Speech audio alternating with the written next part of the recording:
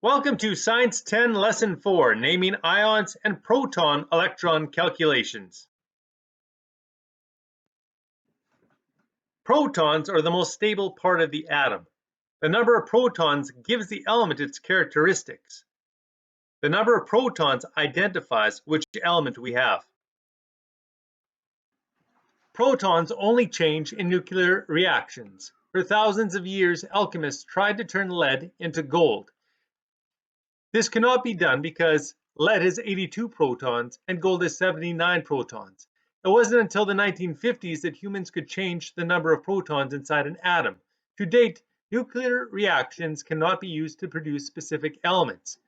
The main elements that are produced when humans attempt to change the number of protons are hazardous to human health and are impossible to dispose of. Pb is lead. It is number 82 on the periodic table. Therefore, an atom of lead will have 82 protons. Au is gold. It is number 79 on the periodic table, and therefore, an atom of gold has 79 protons. Sometimes a chemical formula might have a charge. This happens when the number of electrons, which are negative, and the number of protons, which are positive, are not equal.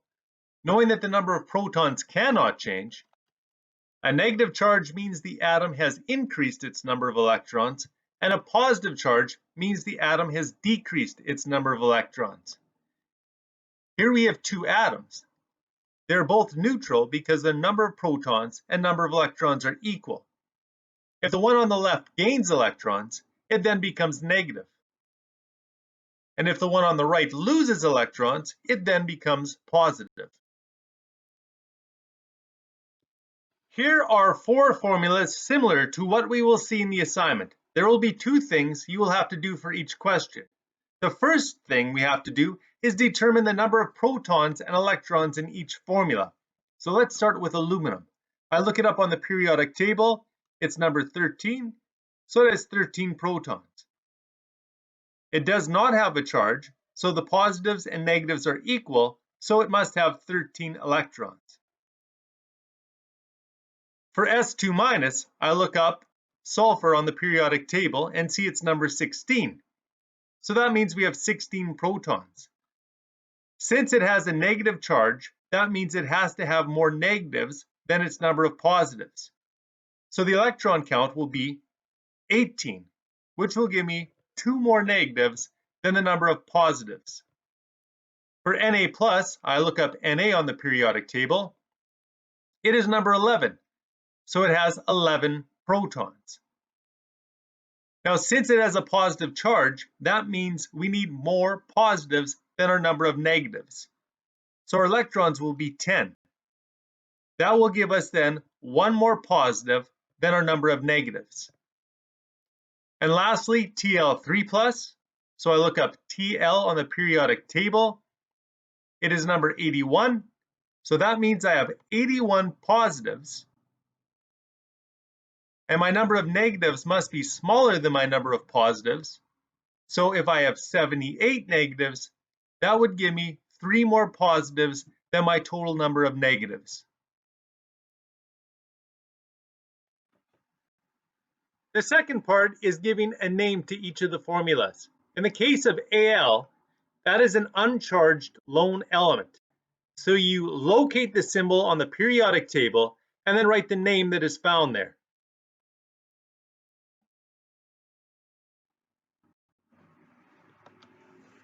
S2- is a negative ion known as an anion.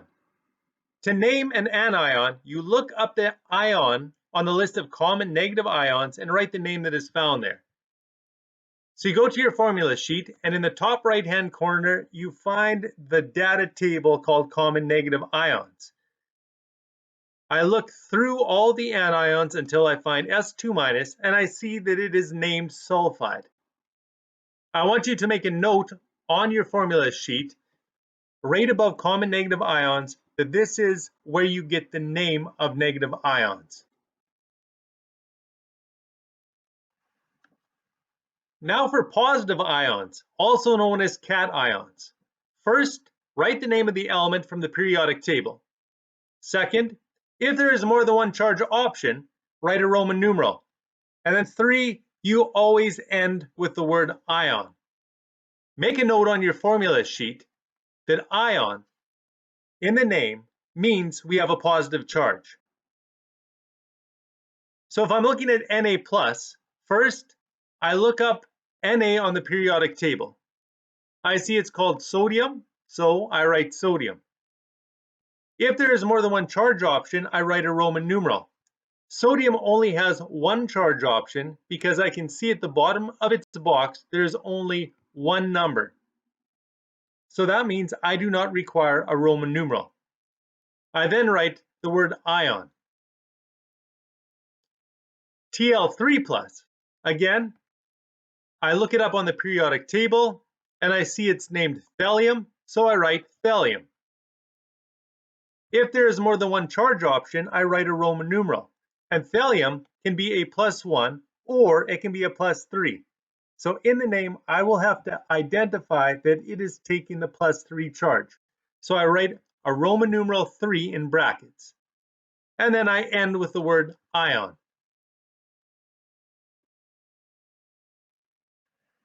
Take out your booklet and let's complete the following examples together.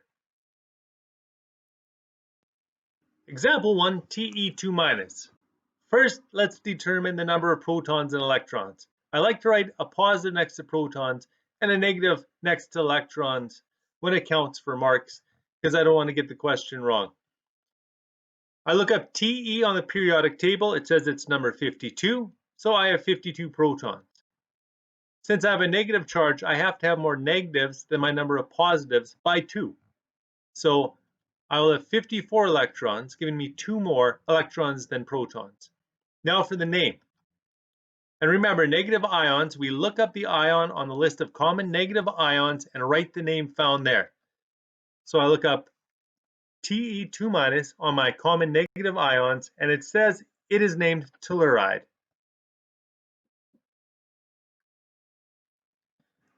Example 2, Ca2+. I start by doing my protons and electrons. I look up Ca on the periodic table, and I find it's number 20. So I have 20 protons. Since it has a positive charge, my number of electrons have to be lower by 2. So I have 18 electrons. Now to name. With cations, I write the name that's found on the periodic table, which is calcium. If there is more than one charge option, I write a Roman numeral, but calcium can only be a +2, so I do not require the Roman numeral. Then I end with the word ion. Example 3, Fe. Again, I will look it up on the periodic table. It's number 26, so I have 26 protons. It does not have a charge, so the protons and electrons equal each other, so I have 26 electrons. And when I'm naming a lone element, I locate the symbol on the periodic table and write the name that was found there. So Fe is just called iron. Example 4, Fe3+. Again, I look up Fe on the periodic table. It's number 26, so I need 26 protons. Since I have a positive charge, I will need fewer electrons than my number of protons, by 3. So I will need 23 electrons. To name, I write the name of the element as found on the periodic table, which is iron. If there is more than one charge option, I have to write a Roman numeral. And the box tells me iron can be a +2 or it can be a +3. Since it's taking the +3 charge this time, I put 3 in Roman numerals. And then I end with the word ion. Example 5. Similar to the previous example, except now we have a +2 charge instead of a +3 charge. So iron, as we noted, has 26 protons. Now with a +2 charge, we would have 2 fewer electrons than our number of protons. So that gives us 24. Name still comes off the periodic table, so it's iron. We would need Roman numerals because it could be a 2 or a 3. So we put a 2 in Roman numerals and follow with the word ion. Example 6, I-. I look up I on the periodic table. It's number 53, so I have 53 protons. Since I have a negative charge, my number of electrons must be higher than my number of protons. So I have 54 electrons, one more negative than my number of positives. To name, I have to look up I minus on the common negative ions and write the name that is found there. So I go to my data table, find I minus, and see it's named iodide. Example 7, AU. I look up AU on the periodic table. It's number 79, so I have 79 protons. And since there is no charge, I also have to have 79 electrons. To name, I locate the symbol on the periodic table and write the name that is found there, which is gold. Example 8, W5. I look up W on the periodic table. I see it's number 74, so I have 74 protons. With a positive charge, I know the number of electrons will have to be smaller than the number of protons. And since I have a plus 5 charge, I'm going to need 5 fewer electrons than 74, which gives me then 69 electrons. To name, I write the name of the element found on the periodic table, which is tungsten. If there's more than one charge option, which there is, there are a lot of charge options, I'm going to need a Roman numeral to point out which charge option the tungsten is taking this time. With a plus 5 charge, I put a 5 in Roman numerals. And then I end with the word ion. Complete the assignment in the booklet. Check every 3 to 4 questions to make sure the answers you are getting are correct. If you are not getting the answers found in the answer key, ask why. There will be a quiz on this next class.